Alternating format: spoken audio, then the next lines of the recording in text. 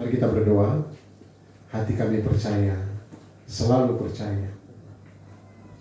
Saat kami tidak bisa melihat jalan-Mu, tetapi Engkau ada bersama kami. Bahkan ada bagian-bagian firman Tuhan mengatakan justru di saat itu Engkau menggendong kami. Terima kasih Tuhan, terima kasih. Tapi kami tahu bahwa kami butuh tuntunan firman-Mu. Oleh karena itu Engkau urapi hamba-Mu, urapi kami sekalian, beri sikap hati yang benar bagi kami belajar firman untuk melakukannya, supaya kami hidup dalam berkat firman Tuhan. Kami siap untuk mendengar dalam nama Yesus. Amin. Shalom. Puji Tuhan. Mari kita buka dalam kitab Pengkhotbah. Pengkhotbah pasal 7 ayat 1 sampai ayat 14. Tetapi kita hanya membaca ayat 1 saja. Nanti saya akan membahas sampai ayat 14.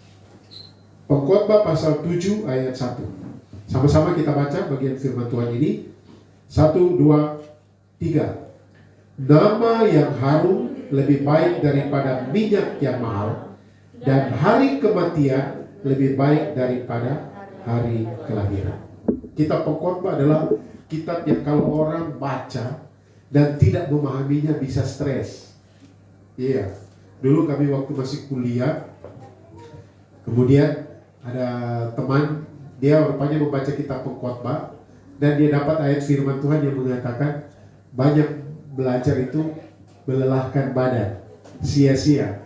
Membaca banyak buku juga sia-sia. Ya, usaha menjaring angin.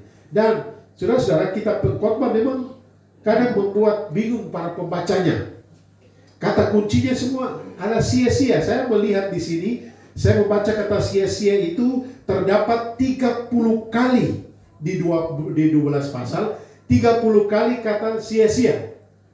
Maaf, bukan 30 kali, 30 ayat. Dan satu ayat kadang-kadang 2 kali mengatakan sia-sia. Dan paling akhir dalam pasal 12 ayat 8. Coba kita lihat 12 ayat 8 bilang begini. 12 ayat 8. Kesia-siaan atas kesia-siaan. Kata Pengkhotbah, segala sesuatu adalah sia-sia. Wah, ini bisa stres, bisa bingung. Saudara-saudara yang saya kasih dalam Tuhan Yesus Kristus, Pengkhotbah telah mengamati dan mengalami banyak hal yang ada di dunia ini. Pengkhotbah ini ada yang mengatakan bahwa dia adalah anak, dikatakan di ayat-ayat pertama itu adalah anak Daud, dan orang menafsirkan adalah Salomo. Coba, Salomo terkenal dengan hikmatnya. Tetapi Salomo yang terkenal dengan hikmatnya, coba lihat apa yang terjadi. Dia jatuh di pelukan 1000 perempuan. Istrinya 1000. Ya. Dan saudara-saudara, ini yang membuat hancur dia. Dan dia mengamati semua itu, dan Tuhan pakai dia dan menulis bagian-bagian pengalaman-pengalaman hidup ini. Nah, jadi dari sisi apa Salomo dia dikatakan bukan orang sukses? Dari kekayaan, dia kaya raya. Bahkan di literatur bukan Kristen mengatakan yang terkaya di sepanjang abad, di sepanjang dunia adalah Salomo. Kekayaan Salomo itu luar biasa. Dari sisi kuasa, dia raja. Pada zaman pemerintahannya, waktu itu kerajaannya aman, tentram, damai. Bahkan raja-raja dari berbagai tempat datang mengunjungi dia. Dari sisi kenikmatan dunia, semua ada padanya. Tetapi saudara, dia menyimpulkan semuanya adalah sia-sia. Mengapa? Jawabannya ayatnya sebelum saya membahas pasal 7 itu, kita harus tahu dulu secara umum. Jawabannya pasal 12 ayat 13 dan 14. Saya baca. Pengkhotbah 12 ayat 13-14 dikatakan seperti ini, ayat terakhir. Akhirnya kata dari segala yang didengar ialah, takutlah akan Allah dan berpeganglah pada perintah-perintahnya, karena ini adalah kewajiban setiap orang. Ayat 14, karena Allah akan membawa setiap perbuatan ke pengadilan yang berlaku atas segala sesuatu yang tersembunyi, entah itu baik, entah itu jahat. Jadi saudara, disimpulkan bahwa memang segala sesuatu akan sia-sia jikalau tidak disertai takut akan Tuhan dan tidak memegang perintah-perintahnya. Bapak Ibu Saudara, di pasal 7 ayat 1 sampai 14 secara khusus atau secara spesifik pengkhotbah dia memaparkan tentang pentingnya nama baik. Lebih konkret lagi dikatakan bahwa nama baik, nama yang harum yang dimaksudkan itu bukan berkaitan dengan capaian apa yang telah dia dapat. Nama ya, kekayaan ya, kenikmatan dunia ya, bukan itu. Tetapi nama baik yang dimaksud ini berkaitan dengan karakter, berhubungan dengan integritas atau dapat dipercaya, berhubungan dengan reputasi atau perbuatan-perbuatan baik yang mengikutinya, sehingga dia disebut nama baik, nama yang harum. Sehingga dia mendapat pujian di hadapan Allah dan di hadapan manusia. Amsal 3 ayat 3 sampai 4 dikatakan, janganlah kiranya kasih dan setia meninggalkan engkau. Kalungkanlah itu pada lehermu, tuliskanlah itu pada loh hatimu, maka engkau akan mendapat kasih dan penghargaan di pandangan Allah serta manusia. Nah, saudara-saudara, karena nama baik, nama yang harum itu berkaitan dengan karakter, berkaitan dengan integritas atau reputasi yang nyata dalam sikap dan tindakan, sehingga saya memberikan tema khotbah saya pada saat ini adalah memperjuangkan dan menjaga nama baik. Sebenarnya kalau orang tulis bilang nama baik tidak usah diperjuangkan karena datang sendiri, ya kan? Tapi karena tema khotbah saya ingin jelaskan memperjuangkan dan menjaga. Artinya sebenarnya nama baik itu akan datang sendiri tergantung dari integritas atau apa reputasi kita. Bapak Ibu Saudara, sebagai orang percaya, sebagai umat Tuhan kita harus memperjuangkan dan menjaga reputasi atau nama baik kita sebagai anak-anak Tuhan. Saya pernah khotbah di sini dulu, ada 5 hal yang berkaitan kita sebagai anak Tuhan. Kesadaran diri itu Yesus berkata, kamu bagaikan domba yang diutus di tengah-tengah serigala. Dan saya sudah jelaskan itu identitas kita jelas, anak Tuhan. Nah, sebagai anak Tuhan kita harus menjaga nama baik sebagai anak Tuhan. Pertanyaannya, faktor-faktor apa saja yang membuat seseorang memperoleh dan menjaga nama baiknya? Saya mempelajari dalam kitab Pengkhotbah pasal 7 ayat 1 sampai 14, ada 7 faktor yang sangat penting. Dan 7 faktor ini akan membuat kita mendapat nama baik tetapi juga menjaga nama baik. Tapi karena 7, saya lihat ini khotbah panjang, di pandemi ini khotbah singkat-singkat saja. Karena itu saya akan menyampaikan poin demi poin, dan khotbah berikut saya akan menjelaskan beberapa poin secara spesifik. 7 faktor. Di dalam 14 ayat ini kita akan melihat 7 faktor. Faktor yang pertama, atau hal yang pertama yang penting supaya kita mendapat nama baik dan menjaga nama baik, yaitu kesadaran bahwa nama baik itu, nama yang harum itu sangat penting. Itu dia. Jadi mungkin di anak-anak muda ini, kadang-kala anak-anak muda atau anak-anak sekarang tidak berpikir tentang mendapat nama baik kan tidakkah, yang penting saya jalani hidup saya. Karena apa? Coba lihat, masih ada yang malas belajar, ada yang malas bekerja, ada yang malas berjuang, ada yang malas tahu, gitu. Saya nonton di YouTube, polisi-polisi ini dia patroli dan tangkap anak-anak remaja kecil-kecil, hisap lebih ini apa ini, iPhone kah, Lemfox kah, ada yang narkoba, ada yang cuma nongkrong mabuk di jalan. Ada remaja kecil-kecil, mungkin SMP kan. Nah, saudara-saudara yang saya kasih dalam Tuhan Yesus Kristus. Jadi kita harus menyadari, yang pertama kita harus sadari bahwa nama baik itu penting. Nah, saya akan secara singkat. Ayat 1 kita lihat. Dikatakan, nama yang harum lebih baik daripada minyak yang mahal, dan hari kematian lebih baik daripada hari kelahiran. Jadi ada 2 ungkapan penting di sini, yaitu lebih baik dari minyak yang mahal dan hari kematian lebih baik daripada hari kelahiran. Artinya apa? Artinya nama baik itu sangat penting, lebih penting dari kemewahan. Nama penting lebih dari kemapanan. Karena kalau orang berpikir bahwa ketika dia mewah, ketika dia kaya raya, ketika dia mapan, punya kedudukan, sudah punya nama baik. Itu lebih, nama baik lebih daripada kemewahan dan kemapanan. Yang kedua, nama baik itu akan nyata dari kehormatan yang didapatkan pada waktu hari kematian. Tapi juga bukan begini, wah pendeta Adolfi Ratak mati, meninggal. Waktu kubur, itu motor-motor kendaraan itu dari Sowi sampai Pasir Putih tidak putus. Oh bukan itu, bukan. Yang lalu itu ada teman istri saya meninggal.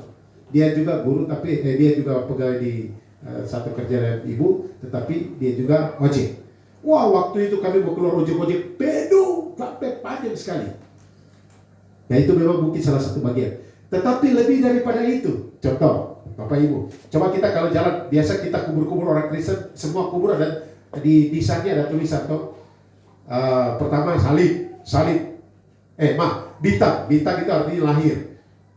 31 Juli 1965, baru salib, jangan tanggal.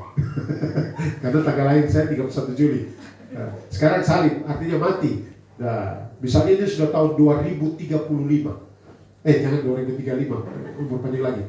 2075, baru ada anak-anak jalan.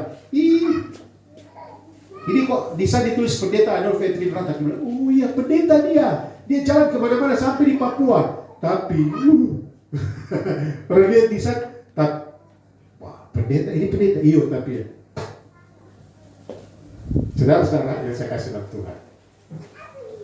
Orang melihat lisan kita dan dalam diri orang akan menaruh penghormatan, penghargaan. Itu kita lewat saja dulu. Jadi lebih baik daripada atau lebih harum daripada kemewahan, daripada kemapanan, tetapi juga akan terjadi atau nyata pada kehormatan waktu kita meninggal. Yang kedua, faktor yang kedua adalah bagaimana kita mendapatkan nama baik dan menjaganya apabila kita memiliki kesadaran bahwa kematian itu pasti datang. Saudara-saudara, ayat 2-4 dikatakan begini, pergi ke rumah duka lebih baik daripada ke rumah pesta, karena di rumah dukalah kesudahan setiap manusia, hendaknya orang yang hidup memperhatikannya dan seterusnya. Saya akan bahas minggu depan itu. Tetapi secara garis besar, bahwa kalau kita menyadari bahwa kematian itu pasti, maka orang yang sadar bahwa aduh itu kematian pasti, kapan datangnya tidak tahu, maka apa yang dia akan lakukan? Dia akan suka pergi ke rumah duka daripada ke rumah pesta. Jadi kalau ada orang yang, kalau ada pilihan, ada rumah duka, rumah pesta, pilih apa? Rumah duka. Karena ada alasan-alasannya, nanti saya akan jelaskan lagi. Tetapi yang jelas ketika kita pergi ke rumah duka, kita akan melihat bahwa kita pun pasti mati. Saya kalau khotbah di rumah duka, saya semangat. Karena apa? Kesempatan beritakan Injil. Saudara-saudara, kita berdiri di liang kubur ini, besok-besok kita yang mati. Sekarang, kalau kau mati masuk surga ke neraka. Nah, itu kan. Saudara-saudara, siapa yang tidak akan mati di sini? Yang tidak akan mati adalah pertama orang yang pada waktu Tuhan Yesus datang. Waktu Yesus datang, dia masih hidup, langsung tubuhnya diubahkan, tidak sempat dia mati. Tubuhnya diubahkan, baru diangkat. Orang yang percaya. Tapi selain daripada itu, semua mati dan dia bilang, oh, yang naik ke surga itu Henok. Ya, Henok sudah naik tanpa mati. Siapa lagi? Elia. Ada bilang Musa juga. Tapi nanti dia yang sama, mereka berdua akan datang lagi dan mereka akan memberitakan Injil. Tapi gereja sudah diangkat dulu.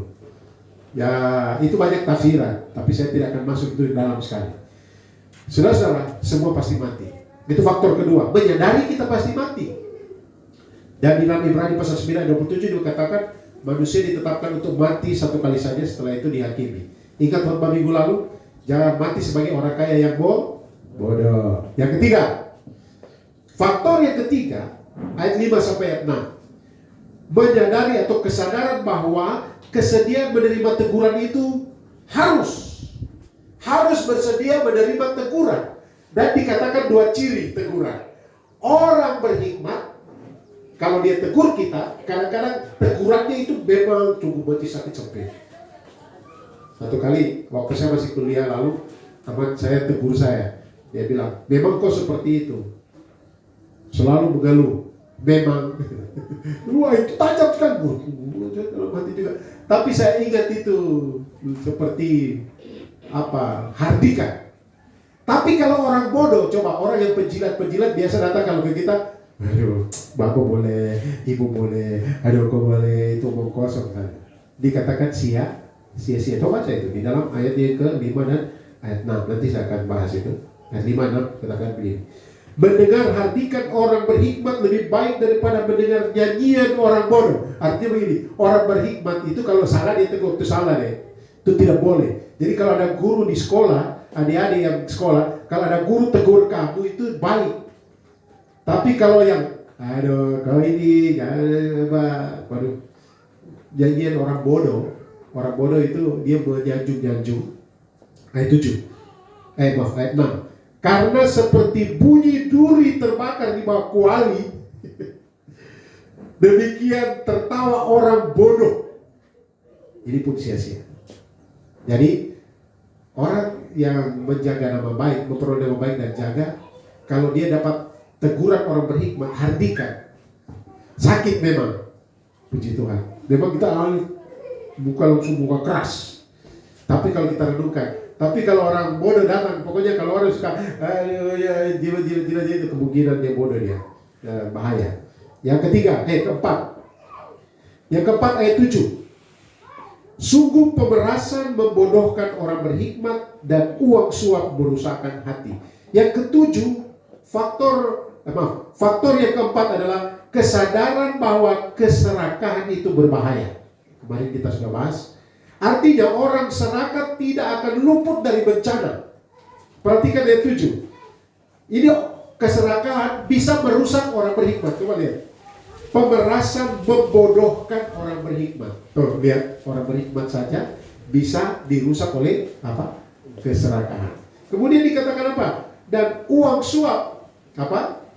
Merusakkan hati. Ya.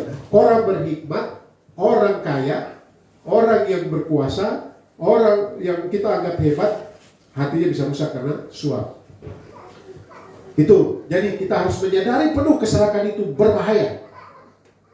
Amsal 22 ayat 8, kita lihat Amsal 22 ayat 8.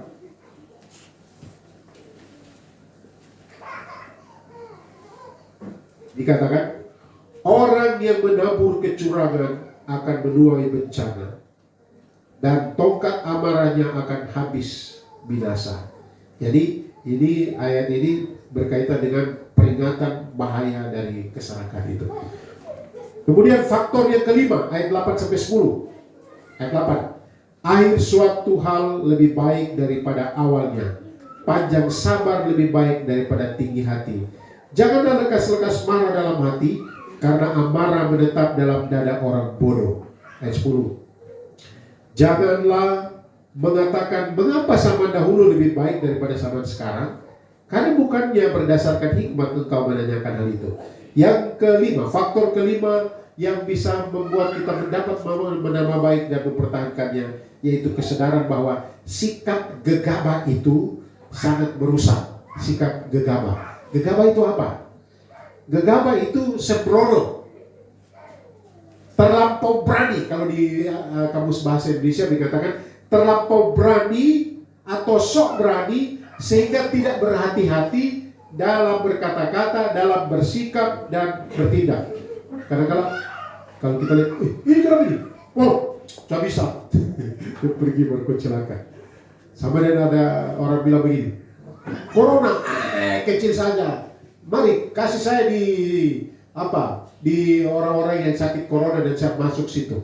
Ada tuh yang pemusik ini yang sangat terkenal sekarang sudah dapat panggil. Dia bilang biar saja dia masuk di situ, dan kalau dia sakit tidak boleh dia masuk rumah sakit. Itu sembrono namanya. Saudara-saudara, perhatikan ayat 8-10, sikap-sikap atau tindakan sembrono. Dikatakan ini akibatnya, akhir lebih baik dari awal.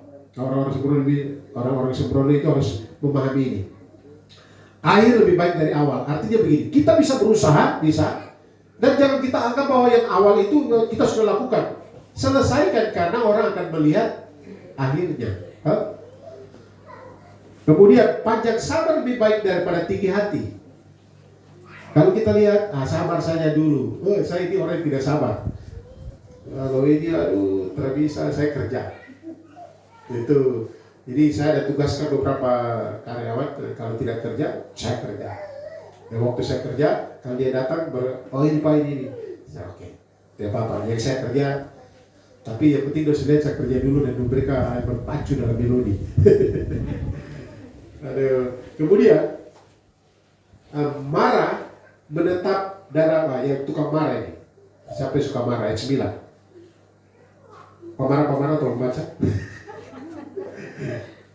Janganlah lekas-lekas marah dalam hati. Ini peringatannya. Karena amarah menetap dalam dada orang bodoh. Ada Alkitab bilang, kalau marah, habislah amarah sebelum matahari tenggelam. Bisa ke tidak? Kita berusaha. Saya juga berusaha. Kalau saya marah, saya berusaha untuk tahan. Tapi untuk tahan juga bahaya. Saya tutup pintu kalau di kantor, saya tutup pintu dan saya mulai curahkan kepada Tuhan saja. Nah, curahkan Tuhan ini, saya marah, saya ganas dengan orang ini. Tidak apa-apa, dia tidak dengar, toh? Tuhan dia dengar. Ya, setelah itu dia masuk, ya, sudah berubah berpikir saya. Tapi kalau belum, pergi dulu. Jadi berusaha. Karena itu menetap dalam dada orang bodoh. Jadi kalau kita masih tetap marah, itu bodoh. Yang 10, ayat 10. Lebih senang hidup di masa lalu. Ini orang sembrono ini hidup di masa lalu, mengeluh keadaan sekarang. Jadi dulu boleh, sekarang dulu boleh, dulu torang dulu, sekarang jadi suka mengeluh masa lalu dan hidup di masa lalu. Padahal hidupnya sekarang kapan? Ada di masa sekarang, toh? Ini sekarang hidupnya. Kalau itu boleh, kalau ini boleh. Itu boleh, kalau boleh, ya sudah, sekarang sudah di sini sekarang, jalannya sekarang. Itu bodoh kalau tidak dikatakan gitu. Hidup di masa lalu dan mengeluh keadaan sekarang. Itu orang sembrono. Faktor ke-6. Ayat 11-12. Terlalu cepat kapan? Apa? Hikmat adalah sama baiknya dengan warisan dan merupakan suatu keuntungan bagi orang-orang yang melihat matahari. Ayat 12. Karena perlindungan hikmat adalah seperti perlindungan uang. Artinya apa? Faktor yang ke-6. Artinya kesadaran bahwa memiliki kekayaan itu baik. Jangan sudah dengar orang-orang kaya dan saya tidak mau jadi kaya kalau begitu, Pak. Saya mau jadi kaya pengetahuan supaya saya bisa berbagi pengetahuan. Saya mau menjadi kaya pengalaman supaya saya bisa berbagi pengalaman. Kita juga kalau punya kekayaan harta, kita bisa berbagi. Kalau tidak ada, orang datang kita jadi bilang begini, Pak sudah lapar. Aduh, mari saya berdoa untuk kau. Dalam nama Yesus, amin. Sekarang kau pergi. Tapi Bapak saya lapar. Bapak juga lapar. Jadi tidak salah juga jadi kaya. Yang menjadi salah adalah memiliki banyak harta. Pertama, memiliki banyak harta bukan sesuatu yang salah. Tetapi kekayaan itu baik apabila disertai hikmat. Itu yang saya sampaikan minggu lalu. Kekayaan itu baik tergantung dari mana kita dapat, bagaimana kita mendapat, dan bagaimana kita memanfaatkan. Jangan pikir tentang uang saja. Berhubungan dengan sekolah, dengan ijazah. Kita bisa dapat S1, S2, S3, S4, S5 kalau ada. Tapi bagaimana cara kita dapat? Kalau tanya pendeta Rata, bagaimana kita dapat? Atau tanya Pak Mark, saya dapat S1 itu tidak tidur itu seringkali banyak mati-matian sampai air mata. Baca buku ribuan halaman satu mata kuliah. Jadi saya bangga dan saya punya gelar, bangga, bersyukur kepada Tuhan sehingga waktu wisuda air mata saja yang jatuh. Syukur Tuhan Kau berikan kemampuan di tengah. Apalagi waktu kuliah S2, kebanyakan sakit. Sampai kalau orang ketemu bilang, masih hidup ya? Ya masih hidup, puji Tuhan, masih hidup. Jadi saudara, tidak apa-apa kita mengejar itu. Kekayaan pengetahuan, kekayaan pengalaman, itu baik. Tapi bagaimana cara kita dapat? Dan bagaimana caranya kita menggunakannya? Kemarin, minggu lalu saya bongkar lemari buku saya. Dan saya mulai singkirkan buku-buku tua. Buku-buku hebat tahun 80-an, yang lain belum lahir, sudah ada saya beli buku itu. Kemudian saya panggil teman-teman dosen. Oke, ada 2 teman dosen, silakan kamu pilih buku. Tapi harus bayar. Walaupun satu buku kadang-kadang 5.000, 3.000, yang penting bayar. Yang ambil. Kemudian datang mahasiswa lagi dan saya bagi, silakan. Saya bilang ini buku luar biasa. Saya sudah baca tahun 80-an. Kenapa? Karena daripada taruh di lemari buku saya tidak baca-baca. Ini satu mahasiswa, mantan mahasiswa. Silakan kau baca. Daripada saya simpan saja. Artinya Bapak Ibu Saudara, Mungkin kita bisa tumpuk banyak kekayaan, intelektual, kekayaan pengalaman, kekayaan harta benda, tapi kita tahan untuk diri kita sendiri, jadi busuk. Berbagi kepada orang lain pengalaman kita. Dan faktor ketujuh, terakhir. Tadi bilang 7, langsung dibilang, wah, satu pendeta dia khotbah, satu faktor itu 7 menit, 7 kali 7, 49 menit, tanpa ilustrasi, 1 jam setengah khotbah ini berarti. Tapi ternyata tidak ya. Yang ketujuh, kesadaran bahwa segala peristiwa semua dalam kendali Tuhan. Ini saya akan bahas di khotbah berikut. Semua dalam kendali Tuhan, artinya apa? Allah berdaulat atas segala sesuatu. Dan apapun yang terjadi semua dalam kontrol Allah. Loh, bagaimana keadaan sekarang ini? Kenapa seperti ini? Bapak Ibu Saudara yang saya kasih dalam Tuhan, kadang-kala Tuhan mengizinkan kita untuk akhirnya kita menyadari bahwa kita harus mencari Tuhan. Ya kan? Perhatikan ayat 13 dan ayat 14. Inilah yang harus kita lakukan. Ayat 13 dan ayat 14. Perhatikanlah pekerjaan Allah. Siapakah dapat meluruskan apa yang telah dibengkokkannya? Pada hari bujur bergembiralah. Tetapi pada hari malam ingatlah bahwa hari malam ini pun dijadikan Allah seperti juga hari bujur, supaya manusia tidak dapat menemukan sesuatu mengenai masa depannya. Jadi dikatakan kita harus, ayat 13, mengakui kedaulatan Allah, otoritas Allah. Allah mengerti, Allah mengendalikan segala sesuatu, dan Dia berkuasa untuk menjaga melihara kita, melindungi kita. Tetapi juga saudara-saudara, ada yang kedua, mensyukuri segala sesuatu. Jangan hanya hal-hal yang menyenangkan, puji Tuhan. Waktu tidak menyenangkan, marah Tuhan. Ya tahu, dikatakan ayat 14. Kadang-kala bujur, bergembiralah. Tetapi kadang-kala balak, ingatlah bahwa hari malam itu pun dijadikan Allah. Jadi kalau kita mendapat, puji Tuhan. Kalau kita kehilangan, puji Tuhan tidak. Bersyukur. Yang jelas, yang parah kalau kita kehilangan Tuhan dalam hidup kita. Jadi kita bersyukur, mengakui kedaulatannya. Kalau orang Jawa bilang, kita pasrah bokoan, pasrah saja kepada kehendaknya. Jadi Bapak Ibu Saudara saya kasih dalam Tuhan, ketujuh faktor tadi dapat bisa membuat seseorang mendapat nama harum, nama baik, dan sekaligus menjaganya. Tetapi sekali lagi, termasuk nama yang harum, termasuk nama baik, itu semua sia-sia. Kalau apa? Kembali ke ayatnya yang ke-13, pasal 12 itu, ayat yang ke-13, 14. Jikalau kita tidak takut akan Allah, jikalau kita tidak berpegang pada perintah-perintahnya, maka nama baik itu juga sia-sia.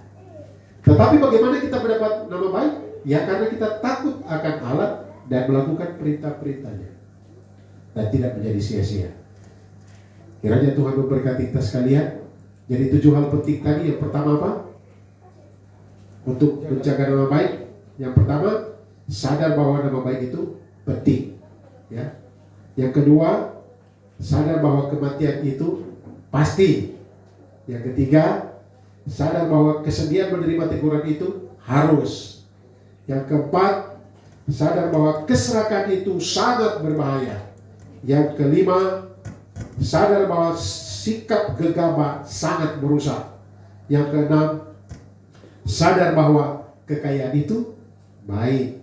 Dan ketujuh, sadar bahwa segala peristiwa semua dalam kendali Tuhan. Tuhan memberkati kita sekalian. Mari berdoa. Bapa, terima kasih, kami ucap syukur untuk firman-Mu. Secara singkat hamba telah menyampaikan, tapi hamba berdoa mohon Allah Roh Kudus menolong kami, mengingatkan bagian-bagian firman Tuhan ini, sehingga nama baik kami sebagai anak-anak Allah, sebagai anak-anak Tuhan dapat terjaga. Oleh karena kami sungguh-sungguh melakukan firman-Mu ini, kami sungguh-sungguh menyadari bahwa nama baik itu penting. Kami sungguh-sungguh menyadari bahwa kematian membatasi segala usaha upaya kami. Kami sungguh-sungguh menyadari bahwa Engkaulah Allah Tuhan, sumber segala otoritas kami, dan kami bersyukur untuk semuanya. Terima kasih Bapak, dalam nama Yesus kami berdoa. Haleluya. Amin.